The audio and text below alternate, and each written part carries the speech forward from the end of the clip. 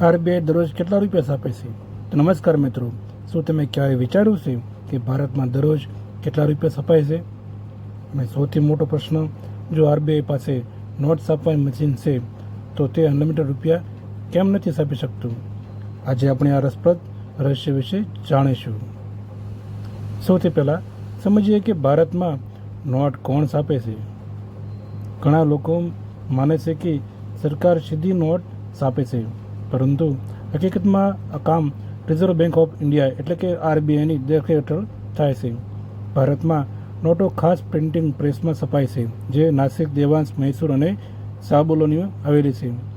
હવે પ્રશ્ન આવે છે કે દરરોજ કેટલી નોટો છપાય છે? આરબીઆઈ ચોક્કસ દરરોજનો આંકડો જાહેર કરતી નથી, કારણ કે નોટની જરૂરિયાત મુજબ સમય પ્રમાણે બદલાતી રહે છે. પરંતુ દર વર્ષે કરોડો અને અબજો નોટો છપાય છે. સરળ ભાષામાં કહીએ તો સરેરાશ દરરોજ કરોડો નોટો પ્રિન્ટ થઈ શકે છે. પરંતુ આરબીઆઈ મન ફાવે તેટલી નોટો કેમ છાપતી નથી?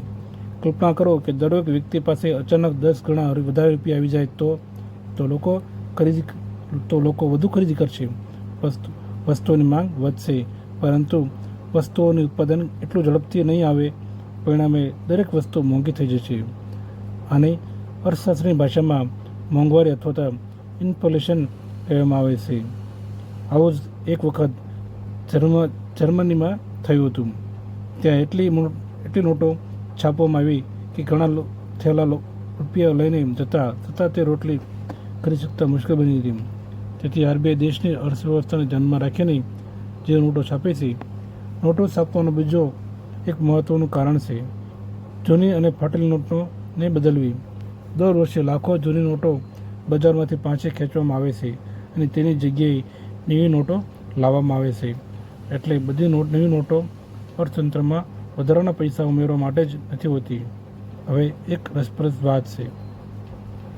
એક 500ની નોટ છાપવાનો ખર્ચ 500 હોતો નથી. તેનો ખર્ચ માત્ર રૂપિયાથી લઈને 10 રૂપિયાની આસપાસ હોઈ શકે. એટલે નોટની વાસ્તવિક કિંમત તેના કાગળમાં નહીં, પરંતુ લોકોના વિશ્વાસમાં રહેલી છે. કારણ કે આપણે બધા માનીએ છીએ કે આ નોટની કિંમત 500 છે. તો મિત્રો, આરબીઆઈ દરરોજ કરોડો નોટો છાપી શકે છે, પરંતુ તે દેશની જરૂરિયાત અને અર્થવ્યવસ્થાને ધ્યાનમાં રાખીને જે નિર્ણય લે છે. જો આરબીઆઈ અનલિમિટેડ નોટો છાપવામાં લાગે તો પૈસાની કિંમત ઘટી જશે અને મોંઘવારી આસમાને પહોંચી જશે.